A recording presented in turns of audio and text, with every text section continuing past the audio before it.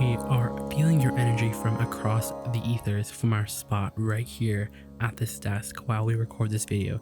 You have a very strong desire. We can feel the strength of your desire, and we can also feel the strength of your resistance. For if there is something that you have been wanting and it's been taking a really long time, and you declare it a flop, you declare it a failure, you declare it as it's been taking too long. What am I doing wrong? When that's your story, then it's no wonder why your desires take forever, because your desires don't need to take forever. In fact, your desires can manifest as fast as you want it to, because it's all about your ability to perceive the manifestation.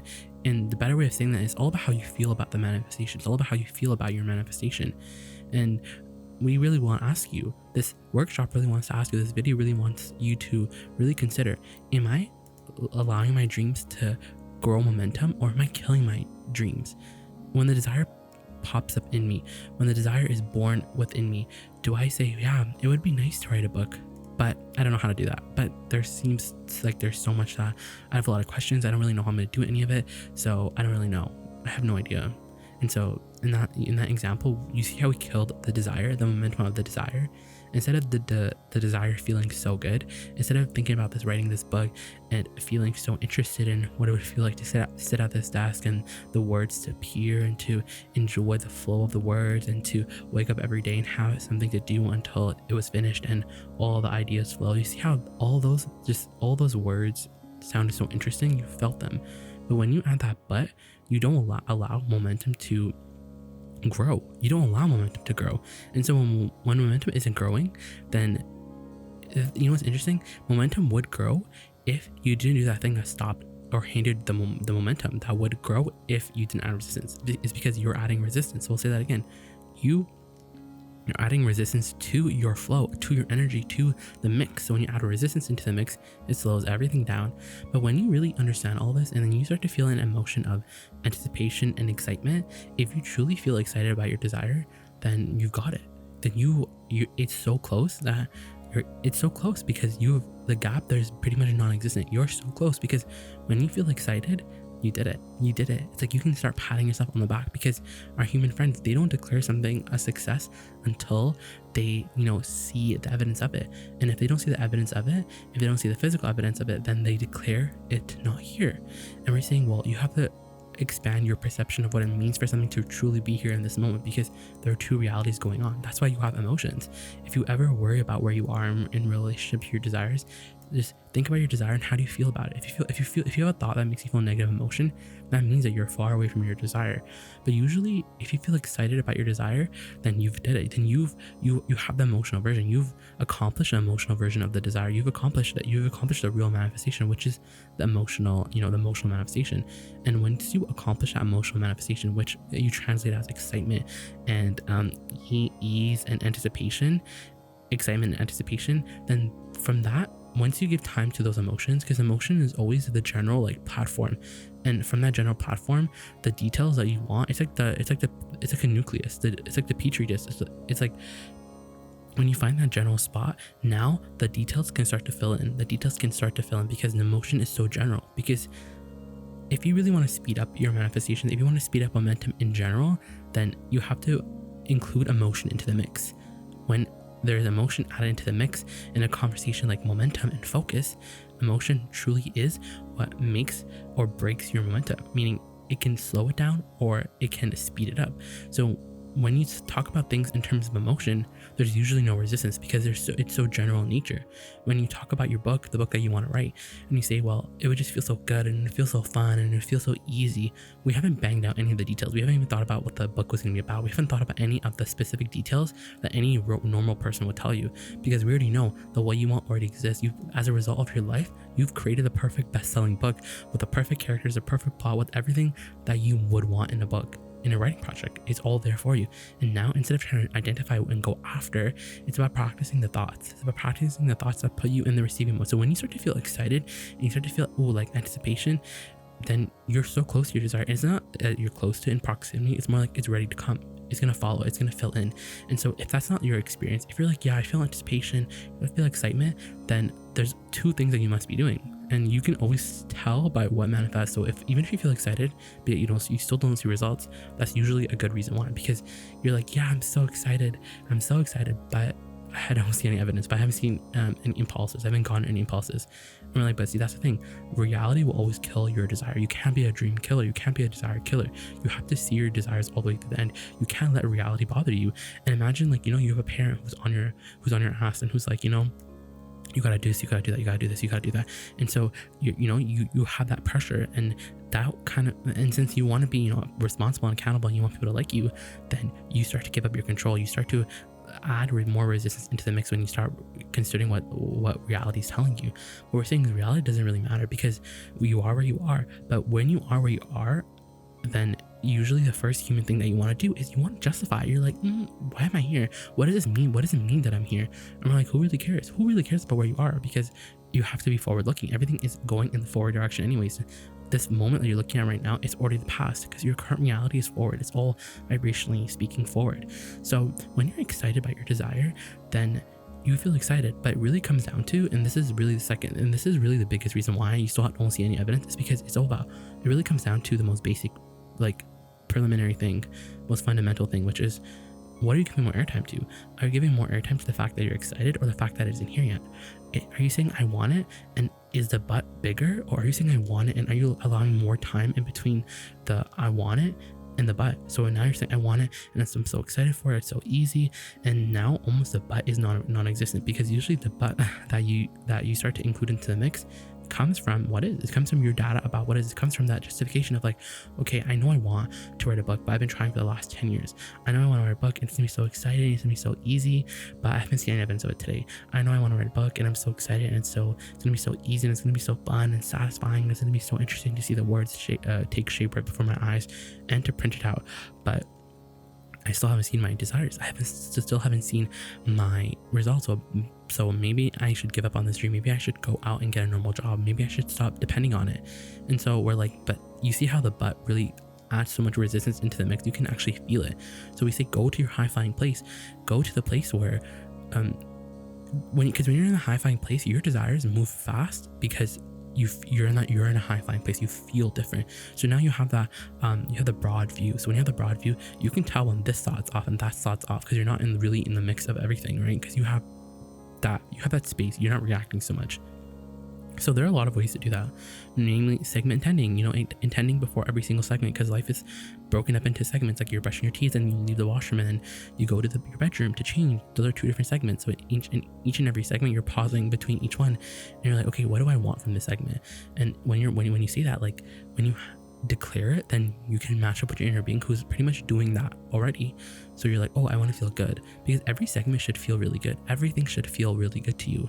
It shouldn't be like desert, and then bam, you get to the oasis. You know what I mean? It should be hunger, and then you finally get fed. It should be like not incremental, but you should be having fun all along the way, because the journey is the fun. That's what we're saying, like feeling excited about your desire. Where did that feeling of anticipation go to? Like, do you remember being a kid and just feeling anticipated?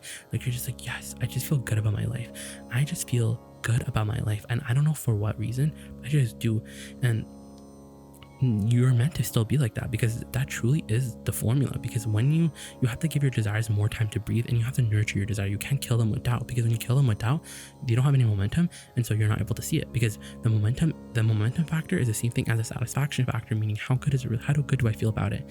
And the momentum factor is so important, and so is the satisfaction factor, because your ability to see your desire is all about the momentum. Because it's just foggy right now, but when you add momentum into the mix, and emotion into the mix, and focus into the mix, now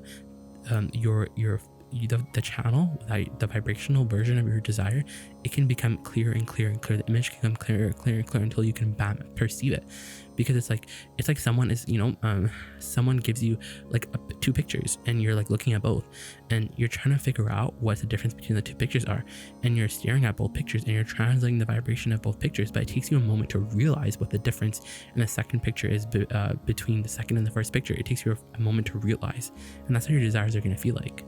You have to realize your desire, and realizing is the fun part, because it's already being given to you. And so all this really to say, once you feel good, once you feel excited about your desire, you've hit the home run, because one, you feel good in the moment, and two, your desire is not going to feel different, more better than it will in that moment where you finally feel excited about it, because truly, because when you get it, it's just evident. It's not like, oh my god, this big thing, like, yes, I finally did it. Because if your desire feels big, like, yes, I can't wait till I have it, it's gonna be so amazing, my life is gonna change, then that's the reason why you don't have it, because it feels big, it doesn't feel logical. But when you, and usually it doesn't feel logical because you're always adding the but. When you add the but, it feels far-fetched because you're not allowing the momentum to grow. So it's not becoming clear, the image is not coming clear, the frequency is not coming clear, the ideas are not coming into your mind, you're not receiving any clarity about it. There's nothing on that, there's no receiving mode. There's nothing going on the front. It's just a desire that's there, and you kind of don't really care about it because maybe you don't need it. So when you don't need it, when you're not in dire need of it, you're kind of lazy about it, kind of sloppy, and it's like, oh cool, it would happen, but I don't really believe it. So I mean, but when it's something that you really want, then it becomes a game of momentum. It's like, okay, like you have to whittle that desire down. And usually when you say I want it and there's that but, the best thing to do is acknowledge that there's a but and talk about the but. It's like, I know I want this YouTube channel, but I've been doing it for so long, and like I haven't really been seeing evidence. I don't really know how I'm gonna get any evidence, and I wonder what it'll look like. I wonder if my channel's ready. I wonder if it will be what I want it to be. And like, you see how, like, even when talking about it, let's give the conversation. I don't really know how I want it to be, but like, I feel like it's always growing. I feel like it doesn't have to be perfect. I feel like, like it's all about my vibration anyway, so much more than the videos and titles and all the aspects of a YouTube channel, because this is truly a vibrational world, and I'm offering something that's more vibrationally prominent, more vibrationally based than physical based. And I understand that I can dish out this vibrational marketing tactic, which is that this is a space for vibrational alignment, and people will like that. People will get the right people who come to me, and I feel like it already exists vibrationally speaking. So we're talking ourselves into that desire. That's just an example, but it's an example of what you have to do, because now the big channel, the big goals, that big dream, it feels like more not distant, but it makes it seem more close, emotionally close. You whittled it down into the most fundamental emotional thing, which is that feeling of interest and that feeling of fun. And that's what we see when you talk about why you want it. Your desire doesn't feel so big anymore. It actually feels a lot more manageable because you've achieved vibrational harmony with your desire. And so you feel excited, because when you feel excited and anticipation of your desire, then you've literally hit the head on the nail. Like you've killed it. You killed it, and it's a success. You can start to pat yourself on the back, because when you feel excited, you made the home run. And not only did you make the home run, you feel good. And it's like that desire. It's like you've enjoyed that desire already before it came. And we know it's really weird to trust your emotion. It's really weird to not see something and still have to believe it. But we're like, that's the job. You have to believe it, because your emotions tell you truly where you are, not your eyes. Because your eyes can't see the whole reality, because your eyes can only see what you're able to perceive. But your emotions are so much more sophisticated, because your emotions are like non-biased, because your emotions literally tell you, no, you're doing really well, because that feels negative emotion. So that feels like negative emotion. So you know what? It's all good. You're doing really well. And if you feel excited about your desire, then keep that going.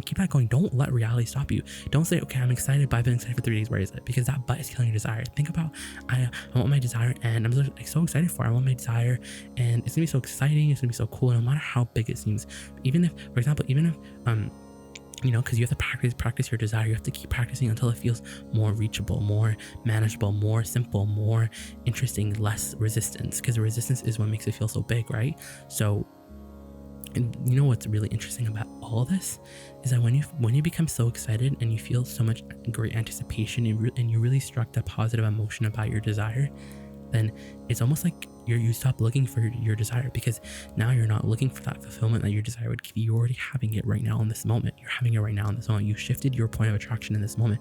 And the way you shifted your point of attraction is because as a result of your thoughts, you've changed how you feel. So when you feel anticipation, you feel excitement, it almost feels like butterflies in your stomach. And it's really because you're expecting it, and expecting your desire. It's so fun. It's so fun to feel anticipation. It's so fun to feel the most excitement about your desires. It's so fun to feel like you're going towards something and not even really be sure about what you're going towards, but knowing that it's going to be exactly what you want. It's like knowing, yes, like my life is going to change overnight. My financial, everything's going to change overnight. I'm going to live a whole new life, and I'm so excited for it. I'm so excited for this new life. I'm so excited for this new chapter. I'm excited for new experiences. I'm just excited.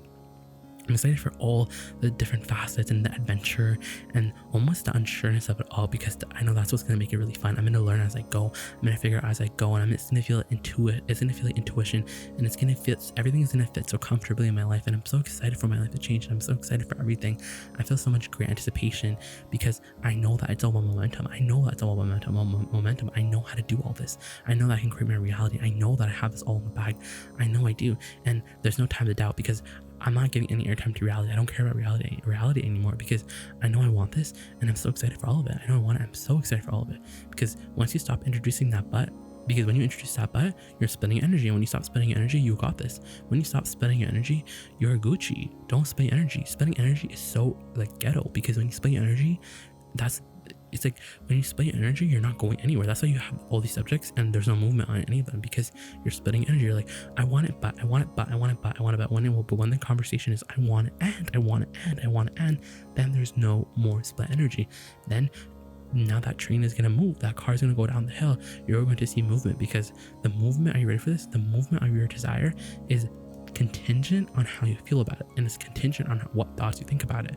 So let's get emotionally speaking, get in that language of emotions, talk about everything emotionally, because then the ideas will start to come into your mind, because it's all about getting into the receiving mode. Get out of the mode of I need to solve the problems, and get in the mode of I'm going to ditch this burning house and go build a new one. I'm going to ditch how I feel right now. I'm going to ditch the subject, and I'm going to go find something easy to think about that makes me feel happy, because when it's easy and I feel happy about it, then I can get on the receiving mode. And when I'm on the receiving mode, I'm in touch with all the answers. I'm out of the problem mode. That's the thing. How you feel is literally whether or not you're in tune in the receiving mode of source. So you want to just get in the receiving mode of source, because everything is dependent on that. It's like you're a superhero, but the only way that you can be a superhero, the only way that you can have access to your magic is by how it feels. So when you feel good, you're like, I have the magic now. I can create anything that I want. And that's what we want for you. So yes, when you feel excited, your goal, your desire, your manifestation is close, and it doesn't matter where you've been. It doesn't matter how long it's taken. It's going to follow. It's natural that it follows. Your desire, when you find that emotional basis, that nucleus, that essence, when you feel excited about your desire, because you understand all the work that you've put into it, you understand all of the law of attraction, you understand the laws of the universe, and you're like, I did everything that I need to do, I can expect it, I can anticipate it, then you've done the work, because you're a master at this. You don't need to be now splitting energy, because you're like, it's just reality. Reality does not bother me, because I already did the work. It's already there for me, and all I have to do is continue on with what I'm doing, which is be excited, because I'm actually really excited for this desire, and I don't need to create it. It's just fun for me to think about it. It's literally just fun for me to think about it, because in this place of high frequency, it's fun to add more specifics, because you know what's interesting is that when you're in this high ass frequency, it only becomes like overbearing, not overbearingly, but almost becomes that, it reaches that fever pitch of ecstasy when you start to add those specifics, when you start to, because when you just find yourself there, you're feeling satisfied, you're feeling frisky, but it's when you start to add specifics that you go up to that level of being like, wow, I'm on top of the world.